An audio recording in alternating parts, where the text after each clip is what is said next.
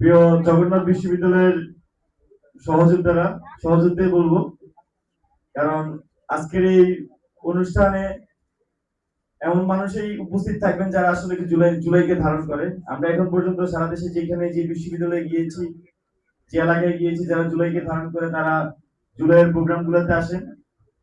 তো আজকে মঞ্চে অনেক উপস্থিত আছেন, আমি বক্তব্য ছোট করার জন্য বেশি কথা বলছি না। আজকে 28 জুলাই, আপনারা জানবেন যে ঠিক 2 বছর আগে আজকের এই দিনে আমরা ডিবি হেফাজতে ছিলাম, এবং আজকের দিনটা ওই দিনটা যে দিনে 6 সমন্বয় একটা বিবৃতি পাঠ করে। আপনাদের নিশ্চয়ই মনে আছে সেদিনের কথা, এবং সেদিন আপনারাই বলেছিলেন যে আমাদেরকে জোর করে সেই বক্তব্য বা সেটা নাহিদ ইসলামকে দিয়ে পাঠ করানো হয়। আপনারাই সেদিন অনলাইনে ডিফেন্ড করেছিলেন। আর তার পিছনে বাস্তবতা যদি বলি, আমাদেরকে যখন ডিবিতে নেওয়া হয় সেখানে শুরু থেকেই স্বাভাবিকভাবে আমাদের উপর মানসিক টর্চার, শারীরিক টর্চার করা হয়, এবং আমাদেরকে মূলত শেখ হাসিনার সাথে দেখা করানোর জন্য এক ধরনের পরিস্থিতি তৈরি করার তারা চেষ্টা করে। তো তার আগে দেখবেন যে নাহিদ ইসলামকে গুম করা হয়, সেখানে তাকে মারধর করা হয়, আপনারা সেই সবকিছু দেখেছেন। তো আমাদেরকে যখন শেখ হাসিনার কাছে দেখা করে নিয়ে যাওয়ার মতো একটা পরিস্থিতি তৈরি করছে, তার পূর্বে শহীদ ফ্যামিলি কয়েকটা ফ্যামিলিকে নিয়েছিল, শেখ হাসিনার সাথে দেখা করিয়েছিল। তো সেই ধরনের একটা পরিস্থিতি নিচ্ছিল, এবং আমাদের আমরা এক পর্যায়ে বের হওয়ার জন্য আমাদের যে স্টেটমেন্টটা নেওয়া হয় সেটা মূলত আমরা বের হওয়ার জন্য স্টেটমেন্টটা দিয়ে কর্মসূচির প্রত্যাহারের কথা বলি, এবং আমাদের টার্গেট ছিল যে বের হয়ে আবার আন্দোলনকে সুসংগঠিত করা। পরবর্তীতে আমাদেরকে সর্বশেষ কিন্তু অনশন করে সেখান থেকে বের হতে হয়, এবং আপনারা জানবেন যে ধাপে ধাপে কিভাবে 3রা আগস্ট 1 দফার ঘোষণা হয়, 5ই আগস্ট আমরা জুলাই বিপ্লবের আমাদের যে আকাঙ্ক্ষা ছিল, প্রাথমিক আকাঙ্ক্ষা ফ্যাসিবাদের পতন, সেটা আমরা ঘটাতে সক্ষম হই। কিন্তু তার পূর্বে আরেকটু, এই যে আমি লাস্টের দিকের কথা বললাম, একদম শুরুর দিকের কথা যদি বলি, যে 5ই জুন যখন আমরা কোটা আন্দোলন শুরু করি, সেই কোটা আন্দোলনের শুরু করার সময় আমাদের কাজ ছিল যে বিশ্ববিদ্যালয়গুলোকে কানেক্টেড করা, একটা প্ল্যাটফর্মের আন্ডারে নিয়ে আসা। তো সেই কার্যক্রমে নেতৃত্ব দেওয়ার আমার সুযোগ হয়। আমার দায়িত্ব ছিল যে বিশ্ববিদ্যালয়গুলোকে প্রাথমিকভাবে অর্গানাইজ করা, এবং যেখানে যেখানে আন্দোলন তৈরি হচ্ছে তাদেরকে কমিউনিকেট করা। তো সেই সুবাদে আপনাদের বিশ্ববিদ্যালয়ের বেশ কয়েকজন তরুণ সংগঠকের সাথে আমার কাজ করার সেই সময় সুযোগ হয়, এবং বিশ্বাস করবেন কিনা, যখন আমরা ঢাকা বিশ্ববিদ্যালয়ের প্রোগ্রাম আয়োজন করতাম, আমরা অপেক্ষায় থাকতাম যে কখন জগন্নাথ বিশ্ববিদ্যালয় মিছিলটা আসবে। এবং একটা অবদান ন্যাশনাল মিডিয়া বা সামনে আসে না, আমরা অনেকবারই বলেছি, 15ই জুলাই ঢাকা বিশ্ববিদ্যালয়ে যে মারামারি হয় এবং ছাত্রলীগ মারধর করে, আমরা দেখছি সেখানে একটা বড় অংশ মার খাওয়া হচ্ছে জগন্নাথ বিশ্ববিদ্যালয়ের শিক্ষার্থীরা। এবং ঢাকা বিশ্ববিদ্যালয়ের শিক্ষার্থীরা তো সেখানকার রাস্তাঘাট জানে বা জিওগ্রাফিটা জানে। মারামারির সময় অনেকে সরে যেতে পেরেছে, আমি নিচ্ছকে, আমি তো একদম সামনে ছিলাম, অনেক দেখেছি যে ওরা মানে কমিটাকে তো বিলং করে দেখলে বোঝা যায় যে জগন্নাথ বিশ্ববিদ্যালয়ের শিক্ষার্থীরা হচ্ছে যে তারা সরতে পারছে না বা রাস্তা চিনছে না, এরকম একটা ঘটনা ঘটে। এবং আমাদের মনে আছে যে ওই শাহবাগের কর্মসূচিতে যেদিন একটু মানুষ কম হইতো বা আপনার একটু পরে আসতেছে না, অনেকটা দেখা যেত জগন্নাথ আসতেছে কিনা। ঠিক একই ধরনের ঘটনা ঘটে 15ই জুলাই। 15ই জুলাই সকালে কোপা আমেরিকার মনে হয় ফাইনাল ম্যাচ ছিল ভোরবেলায়। তো ঢাকা বিশ্ববিদ্যালয় টিএসসি তে ঢাকা বিশ্ববিদ্যালয়ের স্টুডেন্টরা খেলা দেখছে, ছেলেরা বিশেষ করে।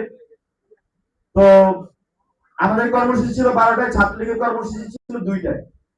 সেদিন টিএসসি তে আমরা প্রায় 12:30 1টা বেজে গেছে, আমাদের এখন ওইভাবে মানুষ আসতেছে না। আমরা তখন অপেক্ষা করতেছিলাম যে জগন্নাথ বিশ্ববিদ্যালয় একটা বড় মিছিল নিয়ে আসতেছে, এটা আসলে আমাদের পুরো জায়গাটা ঘুরবে। তো সেদিনও জগন্নাথ বিশ্ববিদ্যালয়। প্রিয় সহযোদ্ধারা, জুলাইয়ের গল্প বলে শেষ হবে না। জুলাই নিয়ে বই লিখতেছিলাম, কালকে একটা অংশ এটা আবার রিডিট করতেছিলাম, তো সেখানেও আপনাদের অনেকগুলো জিনিস মাথায় আসবে, এবং আজকে সেগুলো আবার পুনরায় ব্যক্ত করলাম। কিন্তু জুলাইয়ের আমাদের যে আকাঙ্ক্ষা ছিল, জুলাই আমার কাছে মনে হয় জুলাইয়ের শুরু থেকে যেহেতু কাজ করার সুযোগ হয়েছে, আমাদের কয়েকটা কমন পয়েন্ট ছিল সবার মধ্যে। একটা ছিল সবাই মিলে আমরা শেখ হাসিনার পতন চাইছি, আওয়ামী লীগের পতন চেয়েছি। আরেকটা কমন পয়েন্ট ছিল যে তরুণদের মধ্যে যে তারা রাষ্ট্রের প্রতিষ্ঠানগুলোর সামগ্রিক সংস্কার চেয়েছিলাম আমরা।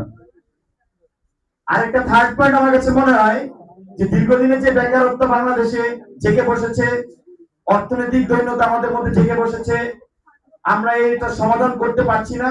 সেজন্য এই বেকারত্ব ঘুচানোর জন্য জুলাইতে তরুণ ছাত্র জনতা মাঠে নেমেছিল। জুলাই পরবর্তী সময়ে আমরা আসলে এই শেখ হাসিনার পতনটা হয়েছে, কিন্তু বাকি দুইটা জিনিস আসলে আমরা সামগ্রিকভাবে সফল করতে পারিনি। এবং তার পিছনে ব্যর্থতা যদি বলি, ব্যর্থতা আমাদেরও আছে, আমি এটা স্বীকার করবো অকপটে।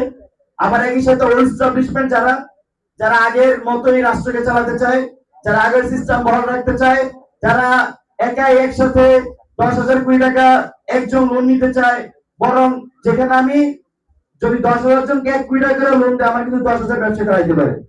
কিন্তু ওল্ড সিস্টেম হচ্ছে যে ব্যাংক থেকে একজনই 10,000 কোটি টাকা নিবে। এখন ওই যে সেই ব্যবসায়ীরা, সে যে আমলারা, যে আমলা আবার তারা এই প্রসেসে হেল্প করে, এই সবাই মিলে তারা এই প্রতিষ্ঠানগুলোর সংস্কার বাস্তবায়ন করতে দেয়নি। এটা আমাদের এরকম মনে হয়েছে। আমরা দেখছি এখন বিএনপি তার নির্বাচিত সরকার গঠন করেছে। নির্বাচনের পরে জুলাই সংস্কার বাস্তবায়ন করার কথা ছিল, তারাও সেখানে আমার মনে হয় যে ওল্ড এস্টাবলিশমেন্টে তারা ওল্ড স্কুল পলিটিক্সে তারা আটকে গিয়েছে। তারা এই পরিবর্তনের যে আকাঙ্ক্ষা ছিল তরুণদের মধ্যে, জুলাই বিপ্লবী ছাত্র জনতার মধ্যে, তারাও সেটা আমি মনে করি যে সেই আকাঙ্ক্ষা পূরণে ব্যর্থ হচ্ছে। সর্বশেষ যেটা বলবো, আপনারা আপনাদের সময়ে ছাত্রলীগের রাজনীতি জগন্নাথ বিশ্ববিদ্যালয়ে প্রত্যক্ষ করেছেন। ছাত্রলীগ কিভাবে সন্ত্রাসী কাজে তাদের রাজনীতি পরিচালনা করত। আমরা এখনো দেখছি এই নিষিদ্ধ ঘোষিত ছাত্রলীগ সারা দেশে কমিটি দিয়ে যাচ্ছে। তারা জেলাগুলোতে তাদের যে যারা মামলা খেয়েছে তাদেরকে আবার পুনর্গঠিত করে তাদেরকে কমিটিতে আনছে। কিন্তু খুবই দুঃখজনক, যারা আমাদের স্বরাষ্ট্র মন্ত্রণালয়ের দায়িত্বে আছেন, যারা প্রশাসনের দায়িত্ব আছেন, তারা তাদের সেই দায়িত্ব পালন করছে না। কোথাও এখন পর্যন্ত এই যে যারা ছাত্রলীগের গুন্ডারা এখনো ঘুরছে, নিষিদ্ধ ঘোষিত ছাত্রলীগ কমিটি দিচ্ছে, তাদের বিরুদ্ধে কোনো ব্যবস্থা নিচ্ছে না। আমরা খুবই আশঙ্কা করছি, যদি গভর্নমেন্ট এই ছাত্রলীগ সন্ত্রাসীদেরকে স্পেস দেয়, এই সন্ত্রাসীরা ক্যাম্পাসগুলোতে আবার সন্ত্রাসের রাজত্ব কায়েম করার জন্য তারা তাদের পায়তারা চালাইতে পারে। বিভিন্ন জায়গায় ককটেল ফুটে আপনারা দেখবেন, দৌড় দিয়ে মিছিল করে। তো তাদের উদ্দেশ্যে বলতে চাই, তারা একটা গান চালায় যে আইতাছে রে আইতাছে, শেখের বেটি আইতাছে, ব্যাঞ্জার গান বলে চালায়। শুনছেন না আপনারা? ক্র্যাক প্যাটার্ন বাংলাদেশ এইসব গান ওরা ছাড়ে। তো তাদেরকে বলবো যে 5ই আগস্টেই বাংলাদেশের জনগণ কিন্তু স্লোগান দিচ্ছে যে পালাইছে রে পালাইছে, শেখের বেটি পালাইছে। তো আপনারা নতুন করে এইসব ব্যাঞ্জার ট্যাঞ্জার দিয়ে লাভ নাই। আপনাদের আপাত চলে গেছে এবং তারা আসলে দেশে আসার কোনো সুযোগ নেই। স্যার খুব সুন্দর করে বলছে, তা আমি জাস্ট একটু রিলেট করে দিলাম যে তারা আইতাছে শেখের বেটি আইতাছে, এটা বাংলাদেশে চলবে না। চলবে চলবে না। শেখের বেটি বাংলাদেশে চলে না। লাল কার্ড হয়ে গেছে জুলাই মাসে, এবং শেখ পরিবার বাংলাদেশে লাল কার্ড হয়ে গেছে, আমেরিকা লাল কার্ড হয়ে গেছে। সর্বশেষ আপনাদের প্রতি যেটা আহ্বান থাকবে, এখানে আমার কাছে মনে হচ্ছে অনেক নবীন শিক্ষার্থী আছেন, আপনারা যারা ইন্টারমিডিয়েট আন্দোলনে ছিলেন, এখন ক্যাম্পাসে এসেছেন। ক্যাম্পাসের বিষয়ে, আপনাদের ক্যাম্পাসের বিষয়ে আগের অভিজ্ঞতাগুলো আপনাদের মধ্যে নাই। আপনাদেরকে একটা বিষয়ে সর্বোপরি সতর্ক থাকার আহ্বান